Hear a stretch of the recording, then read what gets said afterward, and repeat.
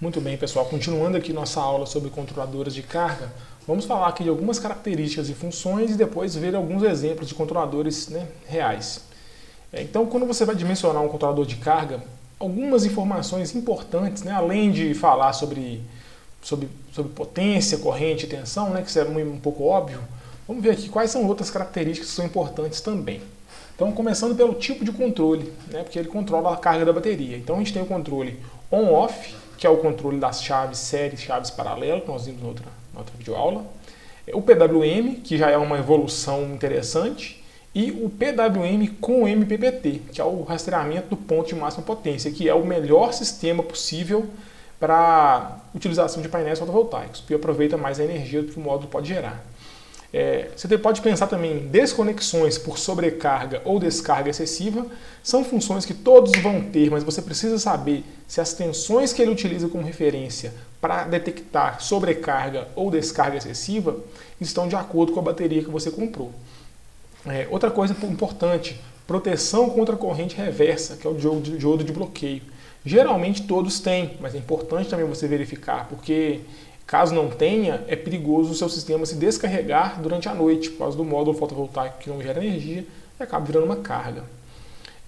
Proteção contra sobretensões na entrada do controlador. Também é importante, caso você ligue alguma coisa errada ou coloque mais painéis fotovoltaicos também do que poderia, ele é bom ter esse tipo de proteção, que faz o controlador desligar sempre que tem tensões superiores àquelas que ele está preparado para receber. Proteção contra inversão de polaridade. Também é uma característica interessante e desejável, porque todo sistema de corrente contínua tem polaridade, a gente sabe que tem o polo positivo e o negativo.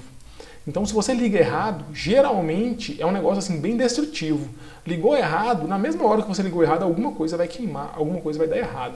Então, quando você tem proteção contra inversão de polaridade, sempre que você liga com polaridade contrária à que deveria, tanto o painel solar no controlador ou a bateria no controlador, o controlador não funciona. Ele fica bloqueado, geralmente emite algum som ou algum LED vermelho acende, indicando que tem algo errado. Então, é uma função bem interessante.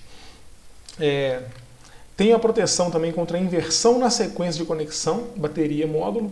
Geralmente, os controladores de carga indicam uma sequência certa para você ligar. Então, muitas vezes, a última coisa que você liga é o painel solar. Então, você liga a bateria no controlador de carga e depois o painel do controlador de carga. E geralmente ele tem uma proteção, que se você ligar errado também, ele não funciona. Na sequência errada, ele não vai funcionar.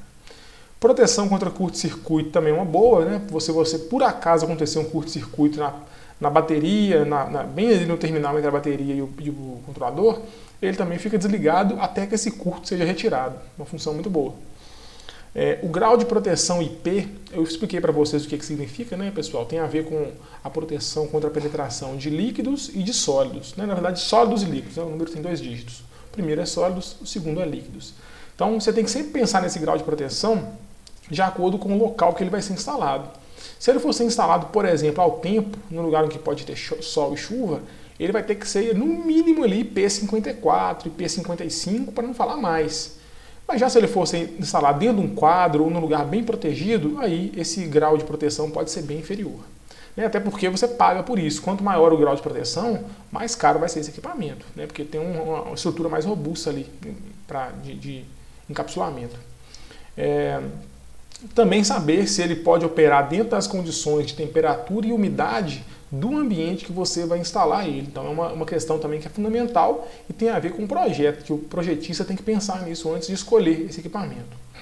E outra coisa importante também é sempre tentar ali uma garantia de fábrica a maior possível, né? A gente colocou ali pelo menos 2 anos, mas quanto maior for essa garantia, melhor para você, para garantir que seu sistema autônomo vai ter uma vida útil longa, vai funcionar muito tempo sem problemas. Agora vamos ver aqui alguns controladores de carga. Vou mostrar 2 aqui e depois a gente talvez fale outro aí durante a aula síncrona mesmo. Então vamos começar por um aqui. Esse aqui, bem mais simples, pessoal, bem simples mesmo. É um controlador de carga de potência bem baixinha. Então ele é 5 amperes de corrente máxima e só opera com 12 volts. Então ele é de 60 watts, desde que respeite essa tensão e essa corrente. Então eu coloquei um preço médio dele aqui, é da marca Epever. Ele custa mais ou menos R$ 89. E quando você olha para ele, a gente tem algumas informações. Tem aqui, olha, os dois terminais que você liga os LED, o painel fotovoltaico, os dois terminais da bateria e os dois terminais das cargas de corrente contínua também. Tem uma luzinha aqui indicando que o painel fotovoltaico está carregando ou está com sobretensão. Essa luz geralmente já tem duas cores diferentes. E tem também uma luzinha para carga, né? Um LED para carga. Ele pode indicar carga ligada, sobrecarga, né, da bateria, ou curto-circuito. Então essa luz aqui, esse LED, deve ter três cores, que pode ser ali verde, vermelho e amarelo. Né? Tem aqui também uma luz aqui que vai indicar o estado de carga da bateria, e tem uma outra luz aqui que vai indicar se ele está ligado ou desligado. Então ou também é usado para configurações. Geralmente tem algumas configurações que você pode fazer, eu vou mostrar para vocês aqui no próximo slide.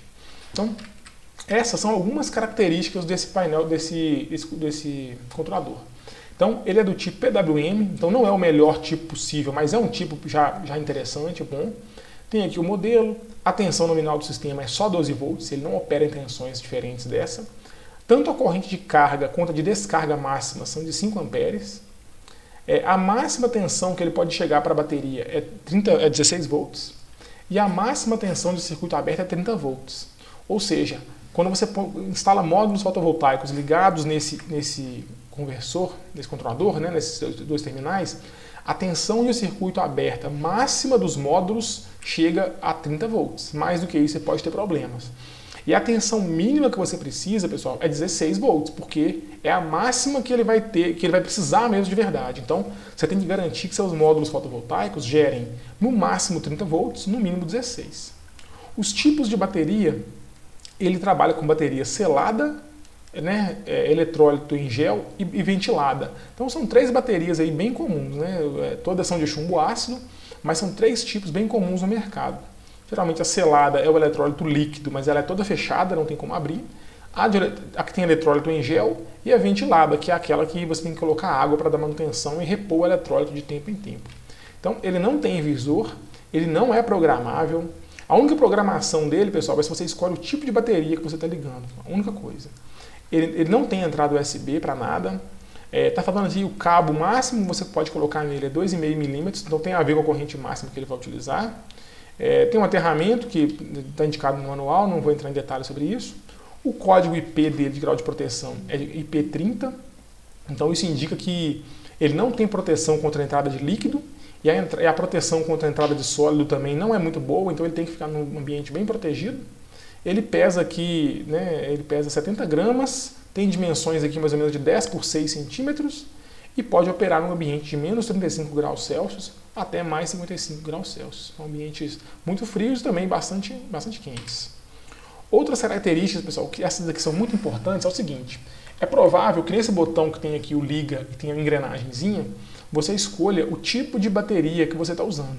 Pode ser selada, gel e ventilada. E aí, para cada tipo de bateria, ele tem tensões diferentes de referência. Então, olha só. Vamos pegar aqui sempre a convencional, que é a ventilada, aquela que você tem que repor água, por exemplo. Então, limite de desconexão para sobretensão. Então, a tensão máxima é 16 volts. Então, para as três é a mesma coisa. Tensão máxima de carga. Então, apesar de ter 16 volts como limite, né, caso dê algum problema, sempre que der 15 volts, ele já desconecta, ele já acha que está no limite. Então, está aqui, ó, limite de desconexão para reconexão. Então, está aqui, 15 volts. Tensão de equalização. Equalização, pessoal, é um processo que você faz na bateria para o eletrólito, aquele líquido que fica dentro da bateria, com o tempo ele pode se decantar e concentrar no fundo da bateria. Então a equalização é quando você faz uma sobrecarga proposital na bateria para aquele líquido ferver. Então ele borbulha e mistura o eletrólito. Isso tem que ser feito de tempos em tempos nas baterias, de acordo com o que o fabricante fala, e tem uma função importante para manter a vida útil da bateria. Então é tudo controlado, né? É durante um certo período, e se passar também ser feito fora das indicações do fabricante, isso vai estragar a bateria. Então a tensão de carga também, tem uma tensão de carga própria para cada tipo de bateria, uma tensão de flutuação também que é a mesma para todos, tem o limite de descarga, então só vai até 10,6 volts, chegou nesse valor ele desconecta porque está numa descarga excessiva, e tensão de desconexão por descarga excessiva 11,1 volts. É claro que esse é o valor que vai desconectar, pessoal, 11,1. O 10,6 é como se fosse assim, Se por acaso der algum problema, de 10.6 não passa, porque aí já é um limite muito profundo de descarga. 11.1 já é uma tensão um pouco mais segura. E aí, você tem que ter, na hora de comprar um controlador de carga desse, pessoal, você tem que ver se a bateria que você pretende comprar, se esses valores de referência atendem ela. Porque se não atender, você vai buscar outro fabricante ou vai comprar um controlador de carga que tem esses valores aqui ajustáveis, que você possa escolher eles um por um. Então vamos falar agora de um outro controlador de carga. Esse aqui nós até temos na escola. Se não for igual, é bem parecido, a gente vai trabalhar com eles no futuro. Então esse aqui tem um preço médio de R$800 e ele tem uma potência bem maior, né, pessoal? Ele trabalha tanto com 12 quanto 24 volts e ele trabalha com 30 amperes no máximo. Então ele pode ter aí ou 360 ou 720 watts, de acordo com a tensão do seu sistema, a quantidade de baterias. Então vamos falar aqui só das características dele rapidinho, olha só. Ele tem algoritmo MPPT, então ele aproveita muito ao máximo a potência ou a energia que o módulo pode gerar. Ele pode ter, voltamos aqui, 30 amperes para carga e 30 amperes para descarga de corrente. O banco de baterias que vai nele pode ter no máximo 32 volts. Então é claro que ele trabalha com 24, mas até 32 ele suporta bem. A tensão máxima do sistema vai até 100 volts, então olha só. Como ele tem esse sistema MPPT, pessoal, pode entrar até 100 volts na entrada dos painéis fotovoltaicos, que ele consegue controlar isso e carregar a bateria tranquilamente. Com ali, se ela trabalha com 24, ela vai carregar ali até uns 28, 28,5 volts. Então esse sistema aqui é bem inteligente, bem eficiente. Ele pode trabalhar também com os 3 tipos de bateria. Ele tem um visor, né, ele tem um display aqui para te permitir configurá-lo. Ele é programável. Ele tem uma entradinha USB aqui, pessoal, olha só, 2 entradas, que serve basicamente para você carregar coisas ali, um celular, algum outro dispositivo. Aqui tem o cabo máximo dele, porque a corrente é alta, pessoal, de 30 amperes, então exige um cabo bem mais grosso. Tem o tipo de aterramento, o código IP dele também é o mesmo. Tem as dimensões, né, que ele é mais ou menos 16 milímetros ali por 25, bem maiorzinho assim em relação ao outro. Ele pesa 1,350 kg. Tem a faixa aqui também de temperatura que ele pode operar.